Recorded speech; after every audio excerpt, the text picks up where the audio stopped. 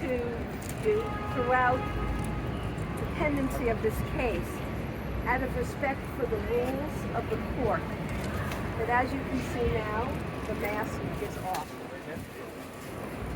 Our client, Ghislaine Maxwell, has been vilified, pilloried, and it left little room for her to be treated fairly, because even before she stepped forward into this courthouse, she was being tried and convicted in the court of public opinion.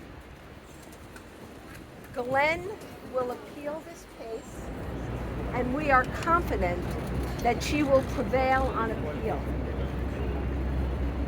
We all know that the person who should have been sentenced today escaped accountability, avoided his victims, avoided absorbing their pains, and receiving the punishment he truly deserved.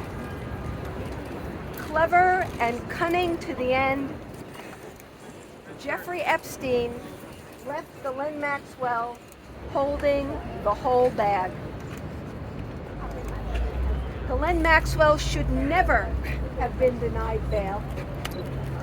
She has endured the most unusual and severe conditions of pretrial detention in solitary confinement.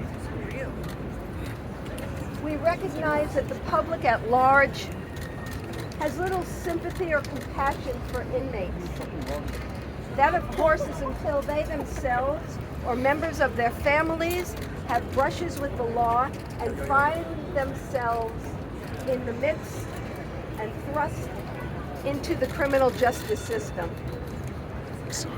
Ghislaine's treatment for 22 months in solitary confinement, and recently again, was abhorrent. The conditions in the MDC, even mentioned by the judge, are reprehensible.